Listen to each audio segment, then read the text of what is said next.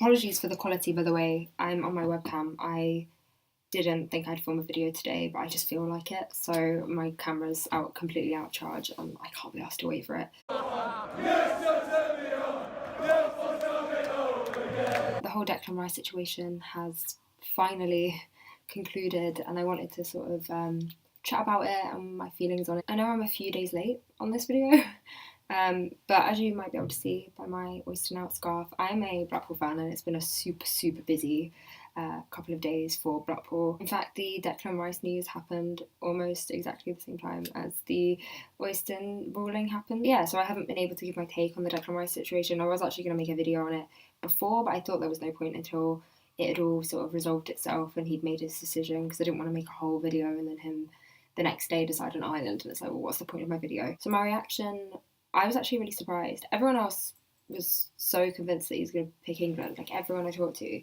And I don't know, I just wasn't. Everything I was reading about his dad being a really proud Irishman and like framing his shirts and the fact that he had 3 caps and he'd been playing for them for so long, I didn't think he'd pick us. But after reading his statement, I'm happy for him. I think it's the right decision. Obviously, I'm completely biased, but I think it's the best decision on a financial point of view, but also in an emotional point of view, and we're going to talk about that in a little while. Obviously, I understand why Irish people are upset, and I would be really upset by it too. Like, I don't think it's completely irrational that they're angry at him. I think that's completely understandable. He's played in every single age group from under 16s for Ireland, so I understand why they're really pissed off, but I'm gonna defend him because I'm completely Team Declan on this. I don't think he's done much wrong. It just worked out. I don't need this. What an idiot! So the fact that he's played under 16s for Ireland and in every other age group before, I understand why they're pissed off about that. But I was reading about it, and he'd been released from Chelsea at under 14s level and then signed for West Ham. So I think it's completely logical that he didn't think he was going to be good enough for England. And if you don't think you're good enough for one country and you qualify for another, I don't think it's wrong that you then pick them. It's clearly easier to play for Ireland, and if you feel of mixed heritage, which he says he does, then it's completely logical to then be like, you know what, I'm never going to be good enough for this country. I'm going to play for the other thing that makes me really proud, because I will get in that team. I think that's fair. I think it's easy when you can put yourself in that situation as well. My granddad was Welsh. Obviously, I'm a huge England fan. But if I was in a sport and I wasn't good enough for the England side, it would still make me really proud to get to play for Wales, because I'd be representing him, and I'm still proud of that heritage, even though clearly I'm English, and if I got the choice, I'd pick England. If it makes Irish people uncomfortable that he would rather play for England and then chose Ireland because it's an easier option, they shouldn't be scouting boys from London. It's the that's so hard to say, bloody hell. It's the FAI's fault for concentrating on these London boys. Another argument that I've seen from Irish people is that he's going to end up like Grealish, which I think is a really unfair statement. Jack Grealish is 23 years old. He's played in the under-21s level for England, and he's one of the best players in the Championship. I watch the Championship regularly. He's really good. He's Aston Villa's best player by a country mile. They look like a different team when he doesn't play. For me, Jack Grealish will be good enough to play for England. And it also shows ambition on his side. And I get the idea that you shouldn't be playing for Ireland youth if you'd rather play for England, but if England aren't interested and the Irish youth set up come and say, oh, play for us, I don't think you're going to turn that down, especially not at 16. I don't think that's either Grealish or Declan Rice's fault. So that's just my opinion on that one. The other thing that I saw people have an issue with was like the whole I'm a proud Englishman thing in his statement. That's so ridiculous. I saw Kevin Kilbane, I don't know. He's peony, I hate him. But I saw him be like, if you're a proud Englishman, you shouldn't be playing for Ireland. If you have a problem with your Irish players being proud Englishmen, don't scout them from London. You can be proud to be Irish and proud to be English. You can be both. And I don't know why this is such a hard thing for people to understand. And I get that maybe if you've grown up in England and you considered yourself Irish in the 70s or 80s, it's very different to growing up Irish English now. So much less divisive. Religion is so much less of an importance in English culture now that the sort of divide between Protestantism and then Catholicism and the link between Catholicism and Irishness, it's sort of not there. I think Irish culture and English culture is similar enough that people can feel both that simultaneously, and discrimination against Irish people is much less.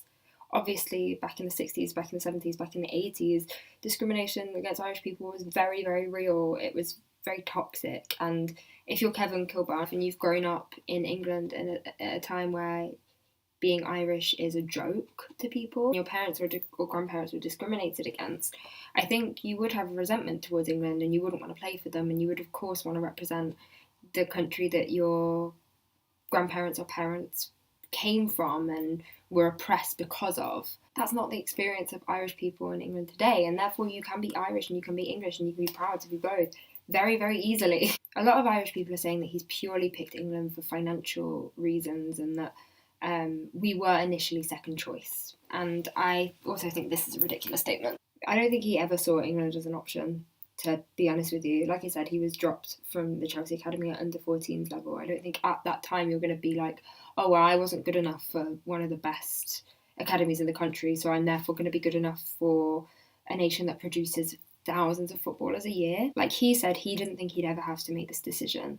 And I feel really bad for him. The biggest argument that Irish people use, and a lot of English people have said this as well, to be fair, is that he shouldn't have got a cap or 3 caps if he hadn't made his mind up yet. And I get this from an English standpoint as well. Zaha made 2 appearances for us and then decided that he wasn't going to get in the England team again and chose Ivory Coast. I found that frustrating because I think Zaha definitely would have got in the World Cup squad over Welbeck. But I can't begrudge that either. He felt both. He's always felt both. One country didn't want to play him, the other country did, so we picked that country. I think that's fine. On the 3 caps issue, like he said, he'd played 1 professional game when he got called up for the Ireland squad. And the Ireland squad played him very, very early at that stage when he was 18 years old because they knew there was still a chance that he could play for England. I think forcing an 18-year-old into a decision like that deliberately early because you know there's a chance that he might pick England, and then having a go at him because then he then changes his mind when he's older, like you knew that he might, I think that's really unfair. I don't think that's cool. And I think that treatment by the FAI isn't great. And I think he says that a little bit in his statement. I don't think he has a problem with the FAI. I think they've been really good to him in his youth development. I'm not taking that away from anyone, but I just think it's unfair to then criticise him when you know that that's a possibility, and that's why you've got him in at such a young age, because you know it's more likely at 18 that he'll pick you when he's thinking less about his future and he's only made 1 professional appearance. You're like dangling this professional football over him when he's only ever played 1 professional game, and then when he is a starter and he does play every game for West Ham, he then makes a more rational decision and then you're upset by that. I don't think that's fair. So then we get on to whether he's good enough for England or not. I think depending on how long it takes him for his transfer request to be accepted, I can see him getting into the qualifying squad. But if that doesn't happen, I don't know how long it takes. I think it might take 2 months, so he won't be ready for the qualifiers. But if that doesn't happen, I can completely see him getting a Nations League squad spot. I don't think Jordan Henderson is necessarily that much better than him, but I think Jordan Henderson is a leader. He's a lot more experienced. Our squad is very, very young, and it sort of begs for that sort of Henderson experience. But he's definitely better than Dyer. And Dyer's been out injured for a little bit, and he's not been very good when he's come back.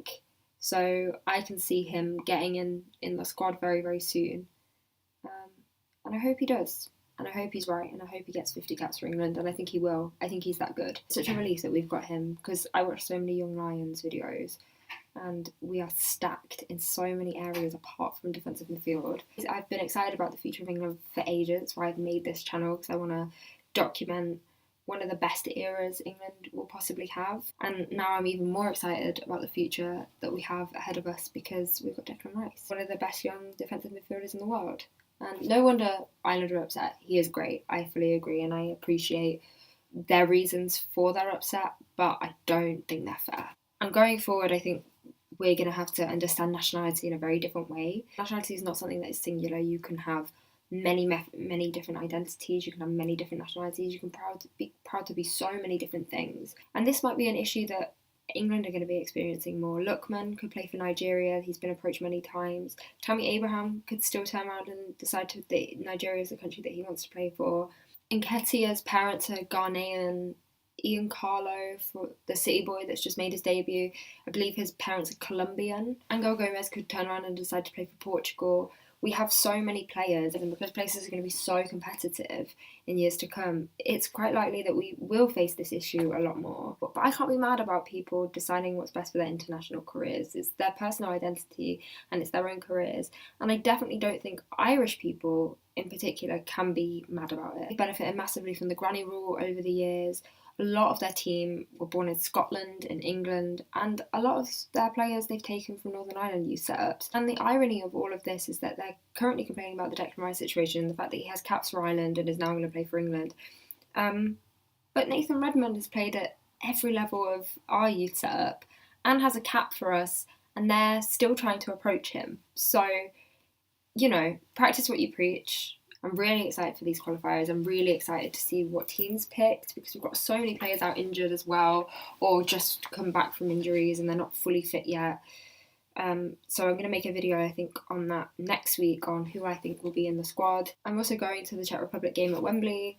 I went to the Croatia game at Wembley. It was great, but the place that I was had the worst atmosphere. I was right up in the, I guess Americans would call it the nosebleeds. So I'm going to be in the lower blocks this time, and I think that's like near-ish the band, which I actually hate. But I understand why the band is necessary at Wembley because it's so huge and it does sort of carry the noise. Hopefully you enjoyed this video. Like I said before, I really apologise for the lack of quality. It is my webcam.